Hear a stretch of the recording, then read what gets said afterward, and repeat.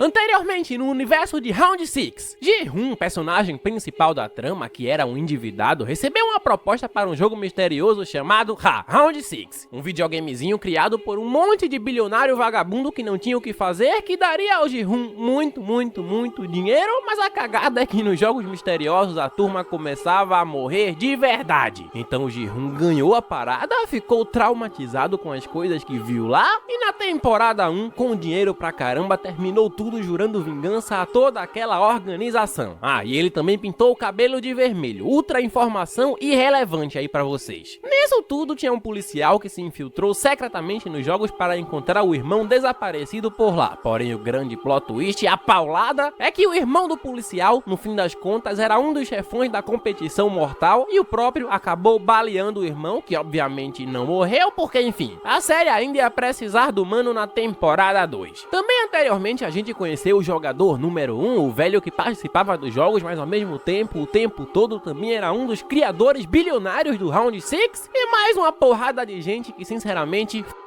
Te deixa o resumo de Round 6 temporada 1 aí por algum lugar. Seguimos. A coisa é que a produção se tornou um fenômeno global na plataforma Netflix. Isso aqui foi uma febre do...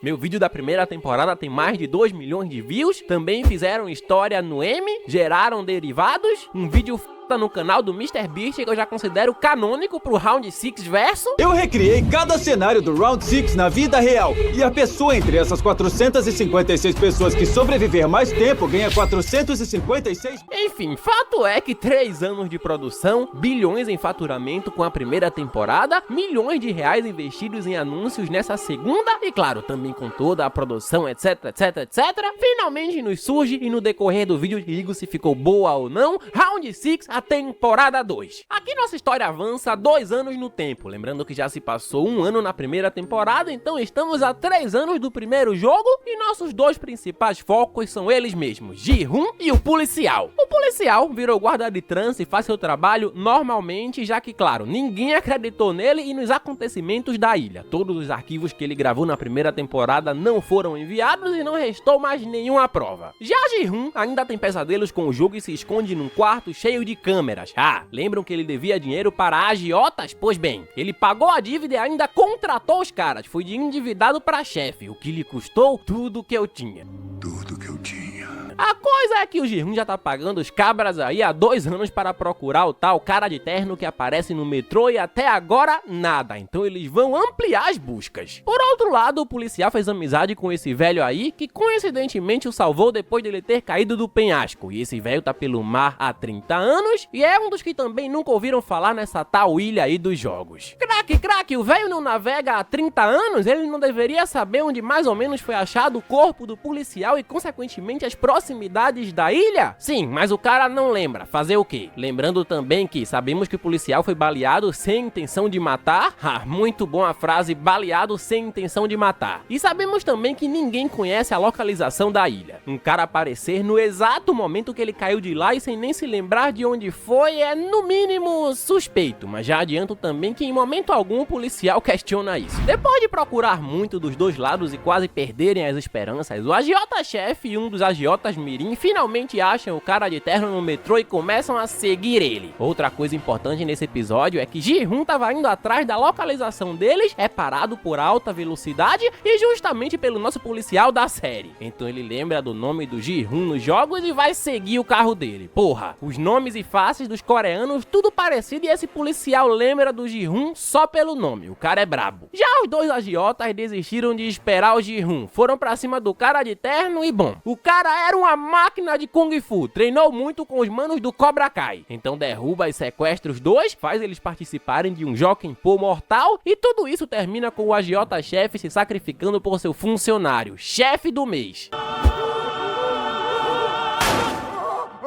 Um tempo depois, Ji-Hoon encontra o cara de terno sozinho no mesmo prédio e eles também jogam um jogo mortal. Mas Ji-Hoon agora é um cara mudado, ele tá sombrio hoje. Não tem mais medo da morte, então vence o mano de terno. Inclusive esse cara era bem alucinado das ideias, literalmente o Coringa de Round 6, que termina o episódio indo conhecer Jesus. Agora com todo o cenário do cara de terno morto e Ji-Hoon armado, quem aparece é o policial que já quer levar o protagonista pra cadeia. Porém o agiota que ficou vivo antes aparece pra salvar Ji-hoon. Tô dando muitos apelidos nessa série porque os asiáticos têm os nomes bem impronunciáveis. Sr. Ji-hoon, não é? O meu nome é Woo Seok-choi. Ah, e Ji-hoon ainda encontra um cartão no bolso do cara de terno. Cartão esse que dizia pra ele ir até uma boate no próximo dia. Os manos estão com pistas. Já o policial foi algemado e vai trocar um papo cabeça com Ji-hoon. E depois de muito papo, um descobre as intenções do outro e enfim. Eles vão se ajudar e agora o policial vai sair da polícia. Aqui também vemos a fortuna acumulada do Ji-hoon. O cara guarda todo o dinheiro em cima de uma cama. E durante esses 2 anos ele acumulou uma boa quantidade de armas, criou um espaço para treinar tiros e vai contratar um batalhão para trabalhar com eles. O cara tá sabendo investir. A coisa vai pra frente mesmo quando o Ji-hoon decide arrancar um dos dentes no alicate e implantar um dente falso que na verdade é um rastreador, pra você ver que o cara tá disposto mesmo a ir com tudo nisso. No meio dessa trama toda, vale mencionar que conhecemos uma garotinha muito simpática que acabou também ficando muito doente e bom, o pai dela não tem dinheiro pra bancar a cirurgia e está desesperado. Dá pra saber onde ele vai parar.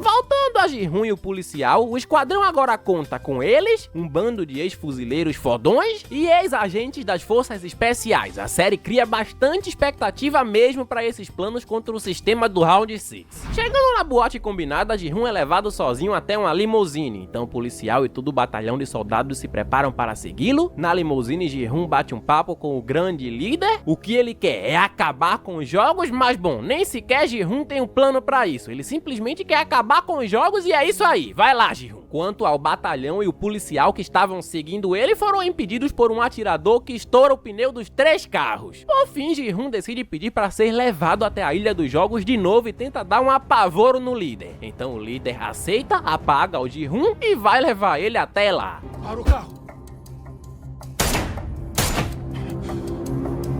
Por outro lado, essa também é a história dessa mulher aí que vamos chamar de 11, o número dela nos jogos, porém dessa vez é a perspectiva de uma personagem como soldado, não como jogadora. O que você precisa saber sobre ela é que ela atira muito bem e tá aí meio que pra dar um fim ao sofrimento dos devedores, um anjo da morte. Faz sentido, faz muito sentido.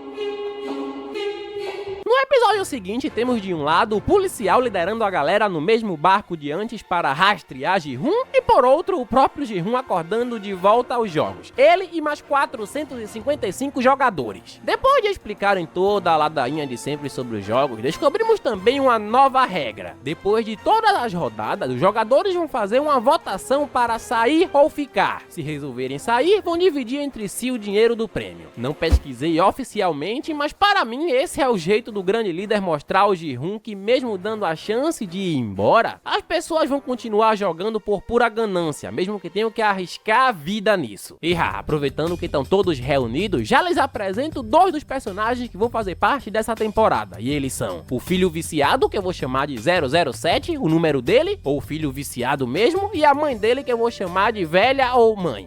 Que vergonha. Vergonha é? Você tem vergonha? Vem fazer o que nesse lugar? 2 figuras que vão aparecer bastante. O que você precisa saber sobre eles é que a mãe tá lá pra pagar a dívida do filho e o filho tá lá pra pagar a própria dívida. Mãe sendo mãe e viciado sendo viciado. É raro, mas acontece pra caracas. Depois disso, todos assinam um documento aceitando participar dos jogos e conhecemos outras 3 figuras que vão nos acompanhar a partir de agora. MZ Coin, um cara que tinha um canal de investimento em criptomoeda, se fudeu investindo e de quebra fudeu todo mundo que assistia a ele. História foda desse cara. Um desses lascados foi o Thanos, finalmente alguém com um apelido fácil, um ex-rapper falido, e Danjo, outro que faliu acreditando no MZ e vive na sombra do Thanos. Eu perdi milhões de wons por sua causa. Eu também. Acho que estão me confundindo com alguém. Eu passava o dia inteiro assistindo seus vídeos. Agora até sonho com você, ô filho da puta. Depois de tirar fotos, os jogadores se dirigem para o primeiro jogo e conhecemos mais uma figura, Jumbi, um grande amigo do protagonista e que também já foi da marinha. Essa é a personalidade do cara. Antes dos jogos começarem, temos também mais uma grande revelação. Lembram do rastreador no dente do Ji-hoon? Pois bem, ele não existe mais. Foi retirado durante a viagem. Os soldados seguiram uma pista falsa para outra ilha e agora Ji-hoon está completamente sozinho nos jogos, voltando a ser só mais um jogador na estaca 0. Eu tô fudido. Preciso nem falar o quão burro pra mim esse personagem parece ser, né? Ainda antes do primeiro jogo e aproveitando um dos únicos momentos em que ele vai fazer alguma diferença, Ji-Hoon tenta avisar a todos das mortes que a boneca demoníaca vai causar se alguém se mexer, já que como na primeira temporada, ninguém aí sabe sobre isso. Os próximos momentos então mostram a tentativa do protagonista para salvar o máximo de gente possível, coisa que tava até dando certo, mas óbvio, nenhuma pessoa normal ficaria calma e parada vendo outra ser baleada como se nada. Então uma boa parte da galera entra em desespero, sai correndo e temos nossa primeira grande cena Psycho Killer da segunda temporada. Que saudade de usar essa música nessa série.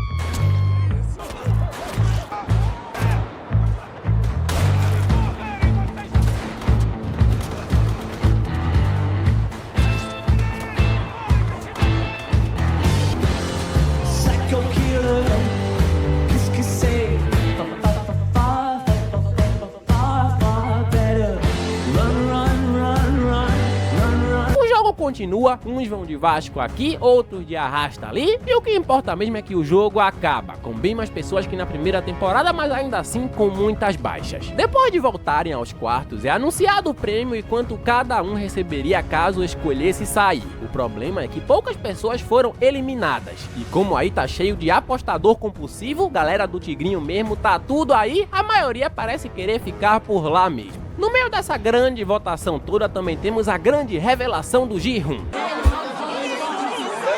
Joguei todos esses jogos! E se você acha que isso vai fazer alguma grande diferença, negativo, amigo. Na verdade, a maioria acha que é mentira ou acha que vai ter uma vantagem nos jogos se ele estiver por lá. Simplesmente foda-se que um suposto ganhador da parada tava por aí pra maioria. E depois que a votação fica no meio a meio exato, grande coincidência, sobra para o último jogador decidir o destino de todos os outros. O jogador número 1. Ninguém mais, ninguém menos, ninguém mais que o próprio chefão supremo dos jogos, irmão do policial, conhecido como Frontman. Esses são os nomes que eu tenho que decorar nesse resumo. Ele que vai lá e, claro, vota para todos continuarem. Depois dessa decisão, Ji-Hoon tá mais sombrio do que nunca e uma galera aparece junto do Frontman para perguntar qual o próximo jogo. Como da última vez ele diz que vai ser o Colmeia de Açúcar, Frontman ainda dá uma zoada no Ji-Hoon meio que indiretamente por ele ter escolhido o guarda-chuva na temporada 1. Outra personagem que vai aparecer aqui é essa mulher aí, e o que você precisa saber sobre ela é que ela tá grávida e tá grávida do MZ. O YouTube é investidor falido, se fizesse resumo de filme estava bem de vida. Aliás, já pararam pra pensar que a porra desse MZ tá movimentando legal a série? Muita gente tá por aí por causa dele e até filho mano tá metendo, representando a classe youtuber. Aliás, se você não me segue no Insta, eu gostaria muito que você me seguisse no Insta, principalmente @LeoClark69, comentasse alguma besteira nesse vídeo pra engajar e mais esse resto de outras coisas que todo mundo sempre pede. Enfim, esse MZ movimentou tanto a série que me deu vontade de sair divulgando as coisas. Já já o pai tá com um contrato milionário do Tigrinho lá no Insta. Colé, gente, é brincadeira, colé. Mas voltando à série, qual o nome da moça? Não importa, ela tá grávida e eu vou chamar de grávida mesmo. De volta ao Ji-Hoon, o Frontman agora se aproxima e entra pro grupo dele ali. Outro personagem que também entra é o Tae-ho. Sim, Tae-ho. E bom, o que você precisa saber sobre ele é que ele também foi da Marinha, cria simpatia com o Jumbi, amigo do Ji-Hoon, e também entra pro grupinho. Na vitória! Turma 1140, senhor! Descansar! De volta à subtrama. Bom, lembram que na primeira temporada eles tiravam órgãos dos jogadores para vender no mercado negro? Pois bem, os jogadores têm que estar meio que vivos ainda para isso funcionar, senão os órgãos apodrecem. Então eles acertam alguns dos jogadores sem atingir pontos vitais. Por que tô te contando isso? Porque quem tá envolvida nisso é a 11, personagem que te apresentei mais cedo. Mas calma, o envolvimento dela é contra isso. Acontece que ela sim acerta pontos vitais e cumpre seu papel aí dentro. Dar descanso aos desesperados, coisa que tá atrapalhando o progresso dos caras, tá lutando contra o meu progresso e eles vão mandar ela falar com o chefe. Quem fez isso? Eu acho que foi a número 11. Chegando lá, o chefe conta um pouco da história dela, que ele mesmo chamou ela pra trabalhar lá, mas não tem jeito. A garota quer finalizar os cabras e cumprir seu trabalho, fala na cara mesmo. Depois de muita enrolação, finalmente partimos para o segundo jogo, que diferente do que o Ji-Hoon pensava, não é o Colmeia de Açúcar. Você falando como se soubesse de tudo. E aqueles que decidiram ficar porque acreditaram no seu papo furado. Você precisa dar um jeito nisso. E nesse momento, o protagonista perde toda a credibilidade aí dentro e passa a ser só mais um um jogador comum com fama de maluco. O que me leva à primeira grande crítica à série. Lembram de toda a atmosfera criada nos primeiros episódios em volta do protagonista? Toda a expectativa que esperávamos para um grande plano de 2 anos ou uma grande invasão? Pois esqueça. Tudo foi jogado fora a partir daqui. Clark, mas o que ele poderia fazer se os caras mudaram os jogos? Meu amigo, ele nem sequer tenta dizer que os jogos foram diferentes, que ele ficou praticamente sozinho na sala principal da primeira temporada onde tinham pistas dos próximos jogos, e nem sequer também suspeita do jogador número 1, que da última vez também era um dos criadores dos jogos. E enfim, isso deveria ser no mínimo suspeito. Ji-hoon é mó tranquilão pra um cara que já passou por tudo que passou. Mas voltando ao jogo, agora eles têm que formar equipes e passar por todo um circuito de jogos de crianças em 5 minutos, senão vala. Na hora de formar equipes, Thanos e Cia conhecem esses dois aí, um como nerd esquisito e a outra como amiga protetora do nerd esquisito. Essa vai ser toda a personalidade dela na série. Depois de formarem todas as equipes e apresentarem todas as regras, o jogo finalmente começa. E pra quem acha que eu vivo só de crítica, aqui também vai um elogio pra série. Eles acertam muito nesses momentos sádicos, onde uma cena começa com uma música feliz e alegre, enquanto as equipes têm tempo, e termina em desespero e bala quando o tempo acaba. Vamos lá. Vocês estouraram o limite de tempo. Outra coisa importante de dizer no episódio é que o Thanos não tá puro, nunca esteve puro. Ele leva balinhas que crianças não comem dentro do seu crucifixo e isso deixa o cara mais louco que o pica-pau biruta. Toma, seu nóia. Ah, e olha aí a 11 acabando com a alegria da galera de novo. No meio das provas também conhecemos ela, Yoon, uma personagem trans para representar minorias. E spoiler, ela é uma das melhores personagens da temporada, propositalmente melhores personagens da temporada, já que é ex-soldado das Forças Armadas e se sai bem na maioria dos jogos. Enfim, o time da Yoon passa, quem tinha que morrer, morre, quem tinha que viver, vive. Mas já vou dizendo também que nada acontece com nenhum dos que apresentei anteriormente, ou seja, nada acontece, só uns figurantes a menos. Aqueles eram os caras que iam morrer.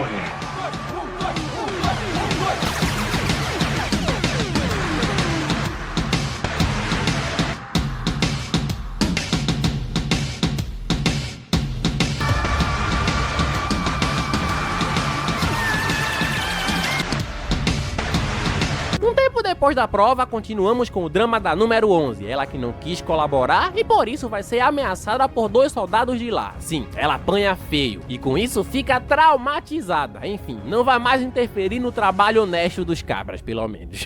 Depois de muito papo entre os jogadores, finalmente anuncia o resultado da segunda prova. 110 baixas, o que aumenta significativamente o prêmio final de cada um caso resolvam sair. A cagada é que os caras simplesmente acham muito pouco somente 110 pessoas irem de arrasta. Então, pra resumir novamente, lá vão eles de novo para mais um jogo. Segundo a maioria que votou para ficar, o último jogo de todos os jogos. Ainda nesse episódio temos algumas tramas internas, como a da mãe que queria desde o começo sair dos jogos, mas tá lá por seu filho, que insiste na ideia de ficar por mais um jogo. E se um dos dois não conseguir sair daqui vivo, talvez você fique bem depois que eu morrer. Mas pra mim, se você morrer, minha vida acaba, mesmo se eu sair daqui. Pobre mãe, uma querida ela. Aí contando um pouco da história de superação e aceitação sobre ela, dizendo que quer usar o dinheiro para ir até a Tailândia, começar uma nova vida e terminar todas as suas cirurgias. É muito lindo, grande história, meio foda-se, mas espero que alguém tenha se sentido simpatizado com a causa. E o Thanos, que continua perseguindo o pobre youtuber falido por ter feito ele perder dinheiro. Tramas meio que irrelevantes por hora, mas que eu valorizo por dar mais profundidade aos personagens. Ademais, esse tal youtuber que tá falindo os outros, não tenho provas, mas tampouco dúvidas de que ele é uma crítica da série a influenciadores que realmente divulgam merda. Bom, voltando ao nosso protagonista, ele termina o dia contando um pouco de suas motivações e traumas ao seu amigo Jumbi, amigo esse que até faz ele mostrar um pouco de como era antes. Não é nada. Eu me divorciei por sua culpa. Você que me levou pra corrida de cavalos pela primeira vez. O Ji-hoon que eu conheço apareceu. E que também votou pra ficar movido pela ideia de, é só mais um jogo. No dia seguinte, todos se movem em direção ao terceiro jogo e nos é apresentado qual vai ser. O jogo se chama Socializar. A mulher fala um número, você se junta com o número de pessoas que ela falou e entra numa sala. Simples, rápido e mortal. Pausa pra analisar a felicidade dos 2 noias aí no meio. Ao menos eles se divertem. O próximo episódio já começa com o tempo acabando, muito figurante sendo levado pro céu e puro desespero. Uma segunda cena Psycho Killer na temporada. Você, sai fora!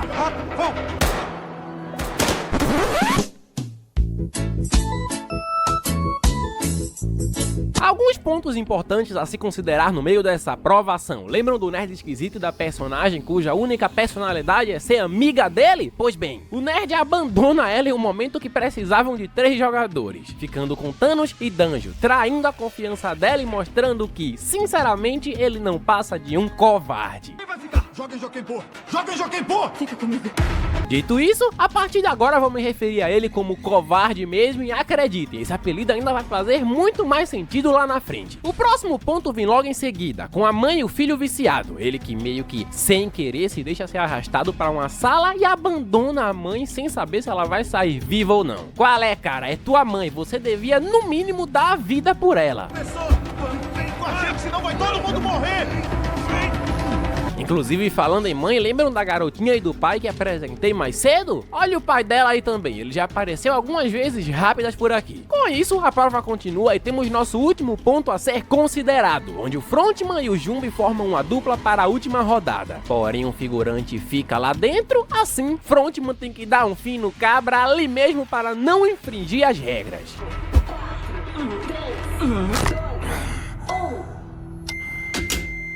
Fim da última rodada. Meio que pela primeira vez mostrando sua verdadeira face na frente de outro jogador, já que até essa altura ele tava pagando de bom moço. Agora, antes de continuar, aí vai minha segunda grande crítica à série. Olha como eles fizeram questão de mostrar que todos os personagens principais foram movidos por essa ideia de ser apenas mais um jogo e simplesmente nenhum sofreu as consequências disso. Mais uma vez, todos que apresentei até aqui continuaram vivos. Não quero dizer que eles tinham que morrer, mas olha a profundidade que a série deu nesses personagens. Olha o peso que a série traria para o público e para o próprio personagem se, por exemplo, a mãe do viciado acabasse indo de arrasta. No lugar disso, eles eliminam personagens mal desenvolvidos, esquecíveis, basicamente mesmo os caras que iam morrer. Tanto é que eu nem os apresentei aqui e nem precisava mesmo. É como se a série não respeitasse suas próprias lições, mas enfim. Voltando para a sala, os jogadores vão fazer a votação como de costume. Dessa vez estão convencidos de que finalmente vão pra casa, até porque o plano era apenas fazer mais um jogo. Quanto ao policial e seu batalhão, encontram uma nova pista em uma das ilhas, vão até lá ver o que é e...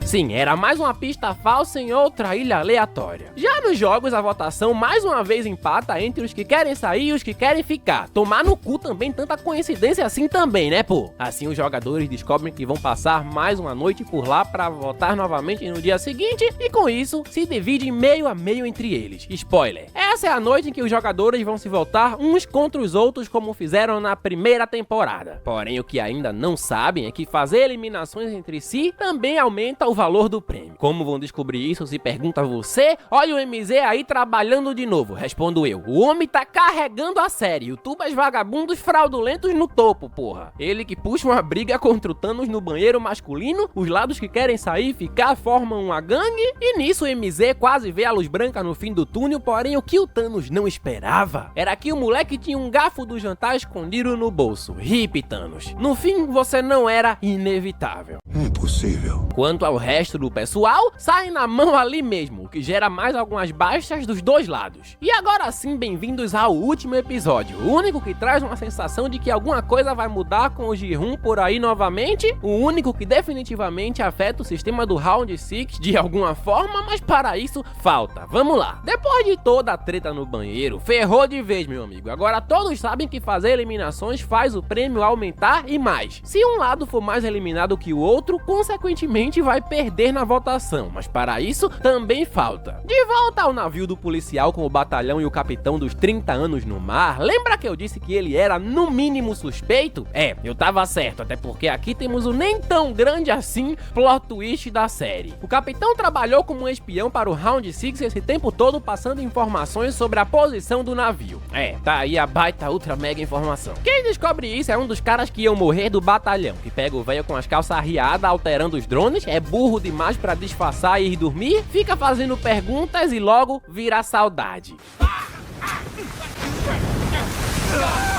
restando um total de 0 pessoas que sabem do capitão, fazendo com que a trama dos marinheiros aí não sirva na série pra porra nenhuma no final. De volta agora com os jogadores, os que querem sair descobrem que depois da briga no banheiro estão em vantagem numérica, mas claro, os que querem ficar não vão deixar isso barato e o Ji-hoon sabe disso. Antes das luzes apagarem, os caras planejam realmente se atacar durante a noite como na primeira temporada. Mas Ji-hoon tem um plano diferente dessa vez, o alvo dele na verdade são os soldados e criadores do jogo. Como vão fazer isso? Atingir quem parece inalcançável? Basicamente se fingindo de morto e roubando as armas dos soldados que forem lá parar a briga dos jogadores. Que ideia fantástica! Sim, eu sei que atacar um exército de soldados com um punhado de jogadores é uma ideia bem burra vindo do burro do Ji-hoon, mas porra, foi isso mesmo que a gente esperou a temporada inteira, uma revolução, um ataque ao Round 6, uma prova de que o cara realmente mudou e não só mais uma sequência de jogos aleatórios como se não tivesse rolado nada na temporada anterior. Pô, quiser ver jogo assim o tempo todo, vai ver um vídeo do MrBeast. Quando as luzes se apagam, é hora de pôr o plano em ação. Ji-hoon e sua turma vão se esconder debaixo da cama, porém, enquanto isso, os desavisados vão começar a treta por lá.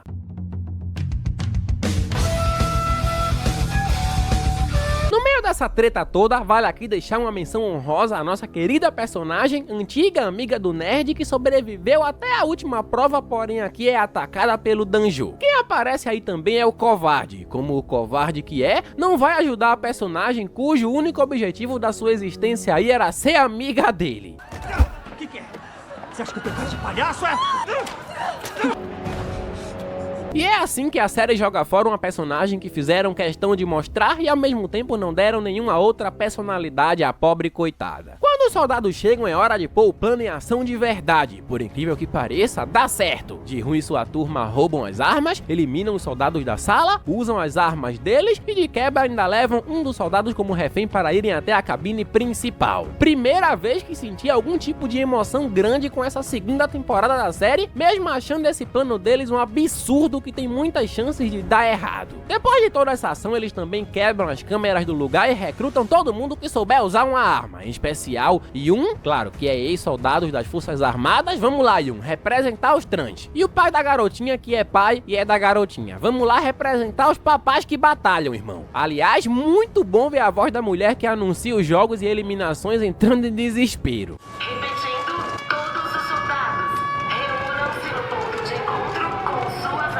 Depois de organizar tudo, eles finalmente se preparam para subir até a sala de controle.